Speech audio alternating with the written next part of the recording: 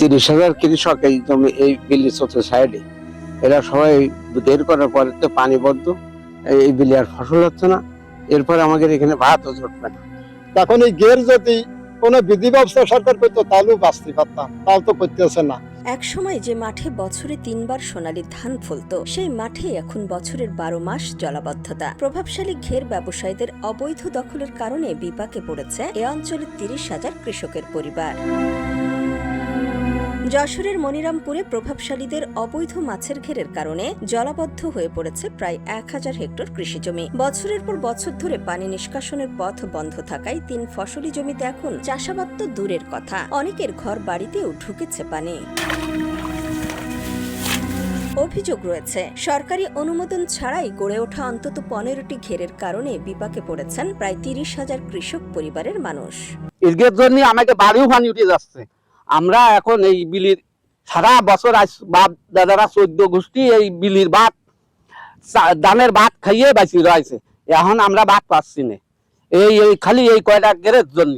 আর এই গের এটা ওই আমাদের ধরেন 20টা কেস হয়েছে, 20টা কেসই আমাকে রাইতেছে কৃষকের পক্ষে।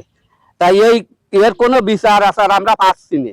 বারবার আমরা কেস করতেছি, আমরা দিতে যাচ্ছি, কিন্তু তারা ঘুষ দিয়ে লোক আনিয়ে মাস্তান ভারী আনিয়ে আবার সেই গের কাটতেছে। 30,000 কৃষক এই জমি এই বিলি চলছে সাইডে। এরা সবাই বের করার পরে তো পানি বদ্ধ, এই বিলি আর ফসল হচ্ছে না। এরপরে আমাদের এখানে ভাতও জুটবে না। এই বিলির কমপ্লেন বারবার আমরা করতেছি, আর বারবার এখানে জোরপূর্বক করতেছে।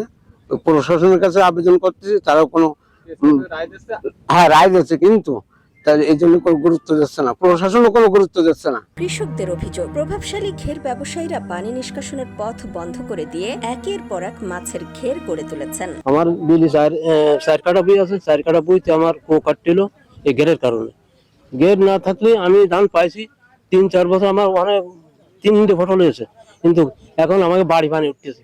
বাড়িতে মধ্যে 3 বাড়ি, আমার সাইডে এক বাড়ি, গড়ে 3 বাড়িতে পানি ওঠে এই ঘেরের কারণে। আগে এই 2-4 বছর আগে 2-3টে করে ফসল নিছি, 3টে করে ফসল। আর এখন একটা ওই বড় ধানটা আসছে না, কত সুষ্ণু মতো নাচছে না। আর পৌষ মাসের ধান তো মোটেই আসছে না। এরা সত্যি দেখা যাচ্ছে এরা ঘের মালিক আছে, এটা ইনামুল, বজলু, মফি, জাকির আর আনিস, এই মিজান, আনিস না মিজান, এরা জনবল দেখাচ্ছে।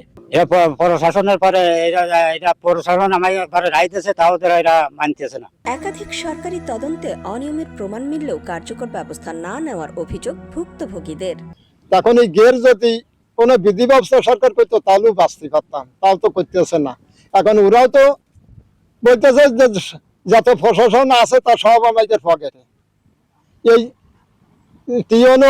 ইয়নো তারপরে না ভাবিয়ে যাওয়ার সময় তো সব আগে আমাদের কাগজ দিচ্ছে। এখন করছে কি, ও কাগজ নিয়ে তো ফাঁসাই ঘষকে, ও কাগজে কোনো হবে না, ওর উপরে কাগজ আমরা বানাইছি। তাহলে ওরার বানালে কবে? তাহলে আমি বুঝ দিবে যে উগের টাকা আছে, তাই তুই বই করতে আছে।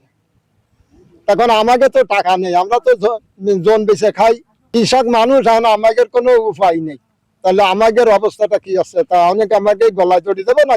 এদিকে ঘের মালিকদের দাবি, কৃষকদের দাবির পরিপ্রেক্ষিতেই তারা ব্যবসা করছেন। এসিল্যান্ড নায়েব সহ সংশ্লিষ্টরা তদন্ত করে তাদের পক্ষেই প্রতিবেদন দিয়েছেন। তবে প্রশ্ন উঠেছে, ইউনিয়ন পরিষদের লাইসেন্স থাকলেও মৎস্য অধিদপ্তরের লাইসেন্স নেই কেন?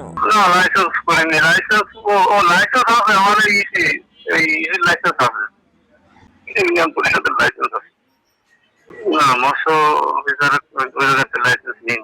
এই মাঝে তো এসিলাম, তারপরে আসিল সব নায়েব আসিল, আচ্ছা তারা তো আমাদের পক্ষের করতে গেল। তো আমাদের কাছে চাষিরা যেটা দাবি করেছে সেটা মাইনেই তো আমরা ঘের করেছি। অনুমোদনহীন ঘের উচ্ছেদে বিদ্যমান আইনে স্পষ্ট ক্ষমতার সীমাবদ্ধতা রয়েছে, তবে নতুন ঘেরের নিবন্ধন বন্ধ আছে বলে জানান জেলা মৎস্য কর্মকর্তা। আসলে এই ঘেরের বিষয়টা আমি ঠিক জানি না, আমার যাওয়া হয়নি। আমি যাব, গিয়ে দেখি যদি অনুমোদনহীন ঘের হয়ে থাকে, সেক্ষেত্রে আমি কোনো আবেদন পেলে সেইভাবে ব্যবস্থা নেব। আর উপজেলা অফিসের মাধ্যমে এটা আসলে মানে এই ঘেরের যে ইয়েটা, এতে আমরা শুধুমাত্র নিবন্ধন দিই, আমাদের কিন্তু ভবদাহ নীতিমালা অনুসারে উপজেলা অফিস নিবন্ধন দেয়, যদি ওই নীতিমালা সব কিছু ফুলফিল করে তাহলেই হচ্ছে এই নিবন্ধনগুলো দেওয়া হয়। আর যারা নিবন্ধনহীন ঘের করে এরা হচ্ছে আসলে লোকাল প্রভাব খাটাই এগুলো করে, এগুলোর সাথে আমাদের কোনো আসলে সম্পৃক্ততা নাই। এবং আমাদের আইনে আরও মানে অধিকতর সংশোধন করা লাগবে এটা ব্যবস্থা নিতে হলে। এটা যদি কৃষি জমি করে করা হয়ে থাকে তাহলে আমি এটা ব্যবস্থা নেব। প্রশাসনের তদন্তে অনিয়মের প্রমাণ, কৃষকদের একের পর এক অভিযোগ, তারপরও কেন কার্যকর ব্যবস্থা নেওয়া হচ্ছে না সেই প্রশ্নই এখন বড় হয়ে উঠেছে। তবে উপজেলা সহকারী কমিশনার মাহির দায়ান আমিন বিষয়টি খতিয়ে দেখে ব্যবস্থা নেওয়ার আশ্বাস দিয়েছেন। ঢাকুরিয়া ইউনিয়নের কোচবিল এলাকায় যে ঘেরগুলো আছে ওখানে আমি এক্সাক্ট ফিগারটা জানি না, 10 থেকে 11টা হচ্ছে গিয়ে ঘের হয়েছে ইতিমধ্যে। তো এই ঘেরগুলোর বিষয়ে স্থানীয় কৃষকদের পক্ষ থেকে যে অভিযোগগুলো এসছে সে আমি খুব মানে খুবই লেটেস্ট হচ্ছে গিয়ে 1 সপ্তাহ আগে একটা পেয়েছে, একটা হচ্ছে অভিযোগ পেয়েছে। আর খুব রিসেন্টলি যদি হচ্ছে গিয়ে ওখানে ঘের সম্প্রসারণের কোনো কাজ হয়ে থাকে, আমরা যদি অভিযোগ পাই তাহলে আমরা হচ্ছে অবশ্যই ব্যবস্থা নেব। একদিকে যেমন কমছে কৃষি উৎপাদন, অন্যদিকে জীবিকা হারানোর ঝুঁকিতে পড়েছেন হাজারো কৃষক। এখন তাদের একটাই দাবি, অবৈধ ঘের উচ্ছেদ করে পানি নিষ্কাশনের ব্যবস্থা করা হোক, ফিরিয়ে দেওয়া হোক 3 ফসলি জমির স্বাভাবিক পরিবেশ। নিউজ ডেস্ক, সোনালী নিউজ।